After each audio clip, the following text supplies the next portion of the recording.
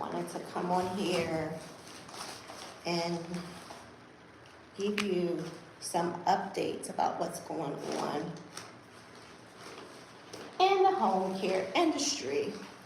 Now, I did not announce that I was going live, so depending on who joins, this could be quick or this could be, we could get some good Q&A. So, as always, I'm always looking at the news or healthcare news or checking trends to see what is going on in our industry. By the way, if it's your first time watching me, sorry that's loud. This is Sean, aka the Savvy Business Chick, making sure you know your purpose and destiny in the marketplace. That's not bad. Limoncello. Okay, so here are some things that's going on in the home care news. And if you are joining me for the first time, please let me know where you're watching me from. And also let me know if you are an aspiring home care business owner or an emerging home care business owner. Okay, so I have about 5 updates. One, this is a time of the year that most people start talking about caregiver burnout. And hey, if I can't see your comments, please forgive me. I am actually going live from my phone and it doesn't let me to see it as properly, but please do put it and I will come back on and I will check it out. This is the time of year that people start really talking about caregiver burnout, right? And so there is an ongoing crisis right now about caregiver well-being. And that makes perfect sense to me as I'm seeing it in the home care or healthcare news, because why we pay such close attention to mental health, right? So a recent report highlights a critical well-being among home-based workers who face a lot of emotional, physical, and financial challenges. So that's both our workers and the family caregivers. So I've seen some disturbing videos like on a TikTok or everywhere where there are, I'll just say seniors with certain conditions. I've actually had it experienced it with my pediatric population who may experience emotional or physical abuse. Not so funny story. One of my clients, I think in my 3rd year, we've had him for about 6 years, and then he moved to DC. He was a quadriplegic from the neck down. And boy, would he verbally abuse some of my nurses. We had multiple conferences, what they call them, case conferences with the family, warnings, and it caused a lot of turnover as far as staffing. Some people didn't want to deal with it. Some people were like, so it hit a boiling point when it went from emotional kind of abuse to like, I don't want to say empty threats, or spitting on some of the staff. You guys know I always got a story. Why, Sean, why do you always have a story? Because I'm a real home care business owner, right? So I got a story to tell, and I always tell you guys, I'm going to give you the good, the bad. Is that the bougie? Maybe call it the good, the bad, and the bougie, instead of the good, the bad, and the ugly. The good, the bad, and the bougie of running a home care business. So this is the time of the year, and the reason why I'm bringing this to your attention is because we can leverage this. We can leverage this, that there is a ongoing caregiver crisis. Okay, I am seeing the comments. This is my first time going live from my phone, so I wasn't sure how to come up. Okay, great. As a registered nurse already taking care of elderly as a HHA, which stands for Home Health Aide, looking to do CDPAP, should we jump on a call with you first or just go for the boot camp? Please, because these acronyms do blend in a lot of different states, please do, I ask you to kindly not assume that I know what CDPAP stands for. We even have come up with, so please spell that out so I can make sure I understand. We have this boot camp. I've even come up with a glossary of terms so that we're all on the same page. So please do that. So a recent report, as I was saying, highlights the critical well-being among home care business workers who face significant emotional, physical, and financial challenges. I was telling you guys about this one client. He started off with just threatening or cursing at nurses. Then I guess if he really didn't like you, maybe he would spit on you. Why? He can't move from the neck down. And it was and then lastly, he threatened to call one of his boys, right, because he's a teenager, on one nurse. And I think I can't remember if it's a she or he was like really, really scared. And so we removed him off of that case for our nurses' safety. Yeah, we do care about our workers, and we want, and that was like a boiling point. But like I said, this is not a funny story, but it's like this child, this teenager needs you to bring him the phone, needs you to give him all of his treatments, and they're acting like that. So that's my experience with pediatric. As you guys know, I started with a pediatric focused, medically fragile,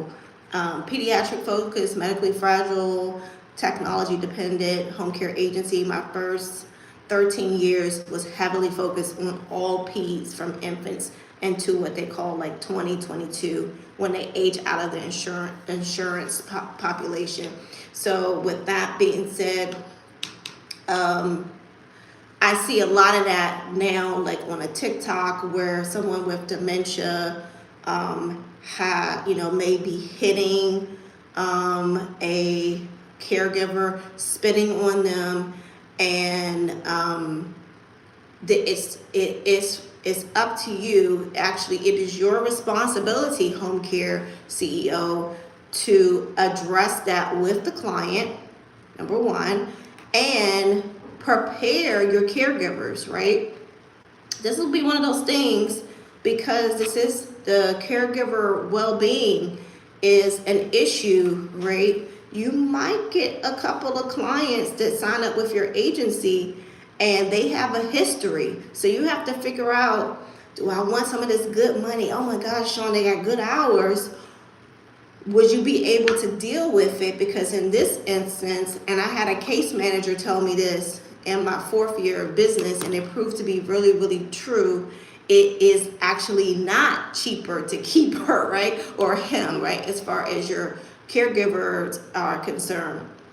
And so many caregivers, which just goes back to our actual workers, lack health insurance and come from low income household, which impacts their ability to provide quality care. Meaning your actual workers, they already get a low pay, and then they don't have the health insurance, because if you're a new home care agency, you may not be able to provide them with health insurance. So you need to think of some creative ways where you can kind of help to de-stress this worker before they burn out. We're familiar with family caregivers having a burnout, but we often don't address the burnout of our workers. Consumer directed personal assistance program. Oh yeah, we do that in various states. The direct support, the personal assistance program. You could definitely benefit from the boot camp. And if you do still want to jump on a call with me, I can squeeze you in on Monday. It will be really, really tight, because we have some people in Connecticut. Connecticut's license. If you're in Connecticut, you need to be submitting your renewal application this month so that you don't your license doesn't expire.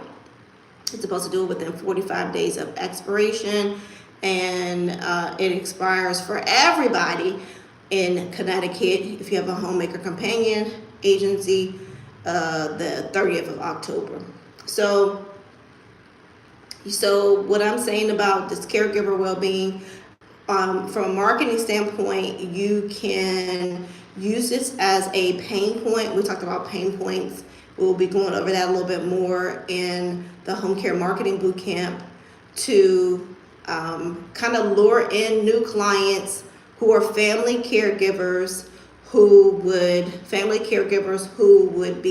need a that balance. They're burning out. They need help with getting licensed. I'm looking at your text, getting licensed, getting the assistance with their loved one. And then you also need to have a plan for your workers to help support their mental health, give them the necessary breaks that they need, and provide some kind of balance to them working constantly, these constant shifts with a client that may be potentially emotionally or physically abusive towards them.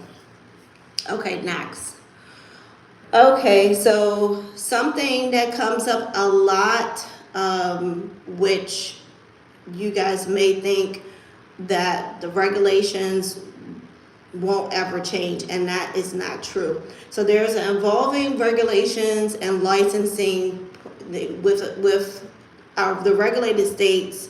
What happens is that after July, regulations that have already been in existence in a lot of states, they kind of the department usually picks whatever they're going to focus on that year. So for them, they're already technically in 2025 because their fiscal year starts July for most health departments.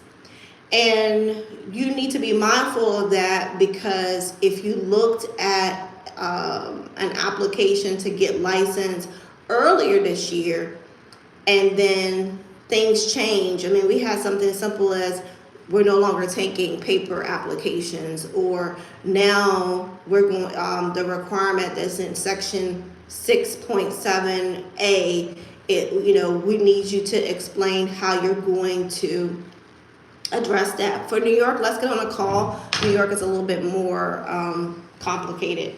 Then with the licensing, if you're already licensed, you want to make sure that you are staying up to date, you're in compliance with your regulations. And we went over a little bit of that during the home care business summer school and accelerated program, staying in compliance. And I had a surveyor give me a good tool of showing how to stay in compliance. If we can cover that in the home care startup boot camp, I will, but we have so many things to cover that I already feel like we're going to go a little bit past the 8 weeks. But if we can, then I'm more than willing to show you guys that, because out of the 3, maybe even 2 surveys that I got within a 13 years of me being in the office. You guys know I'm not in the office anymore. I am like a CEO emeritus. I'm thankfully outside of the office. We only had 3 surveys and we passed each and every one of them, right? So that's a big testament, especially when you're a skilled agency, right? So the home care industry is, they have people, committees in their department. This is one of the things that I did when I served on the Maryland Department of Health for their pediatric waiver programs. we looked at those regulations. We constantly looked at the regulations if they were being applied to most of the agencies that are existent, in the state. And then they would also decide if they were going to write new regulations. Now you guys be like, when do they do that? Just like they pass new laws, they can literally write new regulations. And they did that. I got licensed in 2006. In 2012, they wrote new regulations, and if you were not, they added stuff like the informed consent. They added things that had to do with the criminal background check. And if you were not paying attention, meaning you weren't wearing your CEO hat, then those regulations came upon you. And guess what they did? They went out, they sent their surveyors out, starting to police to make sure that existing home care or home health care agencies were in compliance. So the first update is being in compliance. The second update, not being in compliance, is leveraging caregiver burnout and making sure that your staff is okay, because then that could make your retention level be really, really low. And this one is about your licensing and being in compliance. And remember, this is just what I've been reading lately, and this is a trend. This is an overall trend. Okay, so this is something not so good, and I may have to end on this because I'm actually at the Porsche dealership, and I think they sent me a text. Maybe my car's ready. So high caregiver turnover. Okay, so I first talked about caregiver burnout or caregiver work well-being. So the caregiver turnover, I feel like has to do with a lot of caregivers being paid really, really, really low rates. And believe me, I understand that if you are a Medicaid, if all you serve is Medicaid, you can't stretch that dollar any more than it's already being stretched, right? Especially with some states requiring that you pay taxes or overtime and stuff like that. So what the trend is, which means people get together and do discussions. A lot of state home care associations are usually leading these conversations.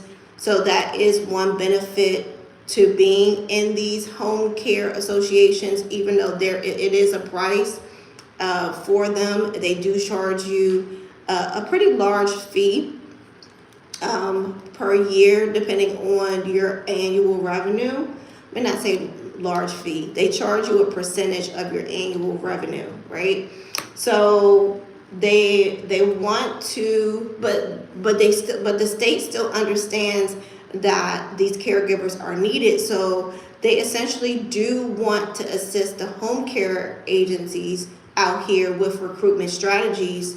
So that's why some states with their Medicaid program have increased the reimbursement rate, right? They try to look at the cost of living and increase the employment rate, but essentially it goes back to you with prioritizing your recruitment, your retention, having a strong, we know about client satisfaction surveys, but most of us don't do a employee satisfaction survey. I talked about that earlier this summer.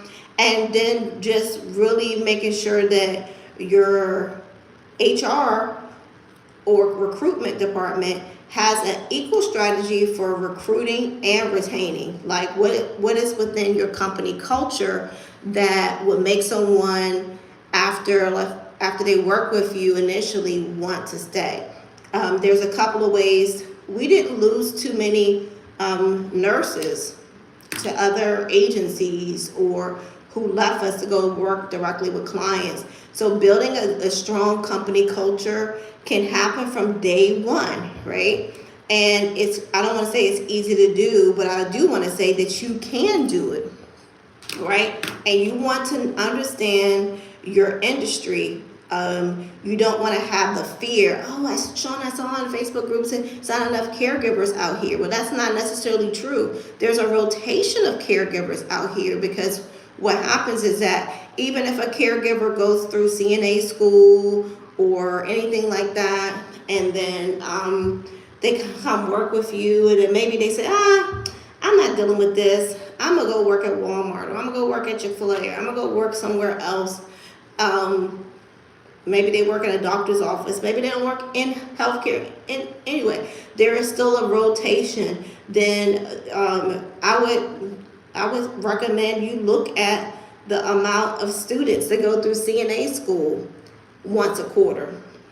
So that right there is telling me that there's still a lot of people very much interested in this industry and in this job. You just haven't figured out how to keep them. You might, they have this saying, you may not know how to catch a fish, but do you know how to unhook it? Do you know how to skin it? And cook it up. And that may be your issue, and you need to get yourself a good journal. I was telling my mentee, I'm gonna buy her one. I was looking for one that included like a calendar and some other things. But this is just like a simple journal. This is a simple journal, right? You need a business journal where you're writing down problems that you need to solve. You can only solve problems at the CEO level. It's rare that you can solve problems when you are working in operations as the administrator. So that's what I like to recommend that you do. Okay. That's I guess I'll make this the last one. This kind of goes with what I've been saying recently as we are preparing. On Monday starts the home care startup boot camp. All right. And on Monday starts the home care startup boot camp. On the 25th starts the home care marketing boot camp. They're close together because one is for aspiring home care business owners and one is for emerging, meaning you're already past the licensing phase. Now, I've been talking to you guys about this for the past 2 years, if not more, maybe even 3. I've been breaking down that you need to have a specialty. You need to diversify your services. And I think it has been 3 years because I've done these marketing series master classes over the summertime.